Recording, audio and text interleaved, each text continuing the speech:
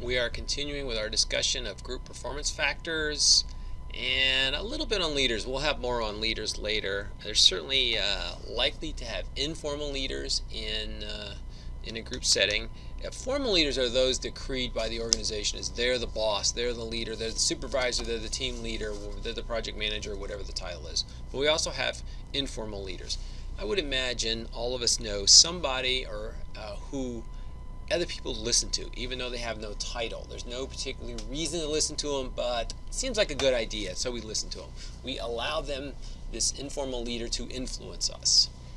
So what we find out as a group setting is that informal leaders engage in leadership activities without any recognized power.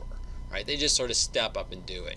Often draw from referent or expert power. And let me explain what those are. So if we have the formal power, that often comes from positional power. I'm the boss. I'm the professor. I'm the vice president. I'm the police officer. You must listen to me because of my job or my title, which is positional power, and that's fine. But for informal leaders, they either have referent or expert power. So referent power is I listen to you because I like you. I like your style. You're charismatic. You're friendly. You talk well to me. You and I have this connection. The connection might even be one way. This is why they use celebrities to come on TV and ask for donations to their favorite charity.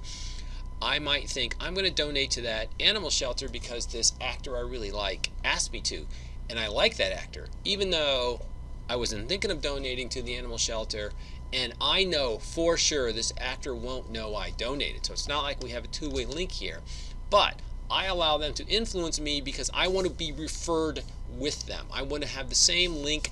I want to link to them in my head, even though in truth they never know who I am. Maybe they do, maybe they don't. If it's a celebrity, more than likely not. But that's referent power, right? So people who are popular, who people just kind of listen to, right? And there's ways to work on that. We'll talk about some of those later. Or they're an expert in the field. I might ask somebody, what kind of computer should I buy because they know a lot about computers. They take the time and trouble to read up on the literature and talk to other people and get feedback on that.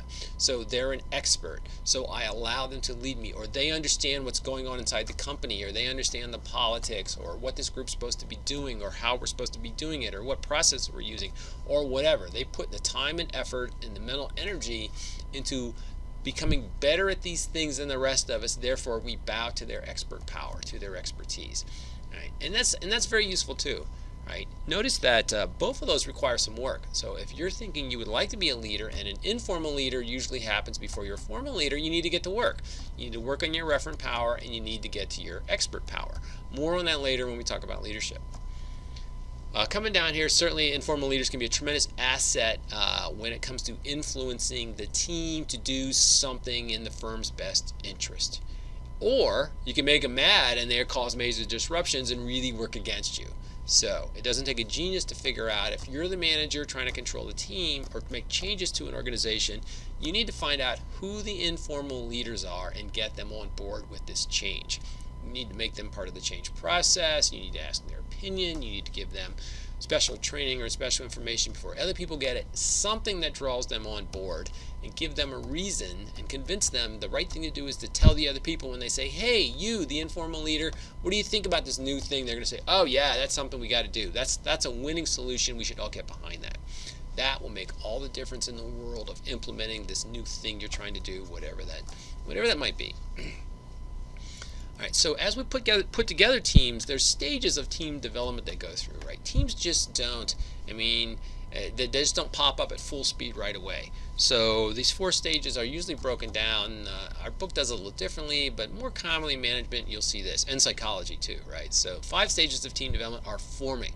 Forming is when we first meet each other. It's like your first day on a job, your first day at college, your first day in the dorm. You meet people. It's formal, it's polite, we shake hands, we exchange names, that kind of thing. Right? So we're just meeting each other, just a little meet and greet thing. Storming. Now it's getting interesting. So we're starting to plan what we're going to do, and we're discussing with enthusiasm, I say, which means disagreeing loudly on who's going to do what. Now it might be a little storm, it might be a bigger storm, but we have to hash it out, who's going to do what, how we work kind of thing. And who checks whose work, and all of that has to be hashed out. Once we bring up all these assumptions that don't agree, or these thoughts about what we should do that don't agree, that's the storming part. As we work it out, that's the norming part, number 3, right? So we move from storming to norming. So storming, we bring up all this stuff that we misunderstandings that we don't agree on, and then step 3, norming, is where we work it out. After we get it worked out, then we go to step 4, which is performing. Now we do the work. Hopefully that will be the bulk of the project, and at the end we adjourn, right? So forming, storming, norming, performing, adjourning. So it's a little, it almost rhymes, so it's a little easier to remember. Why do we talk about this? Because I've been on teams and projects where we kind of got stuck in the storming, norming phase.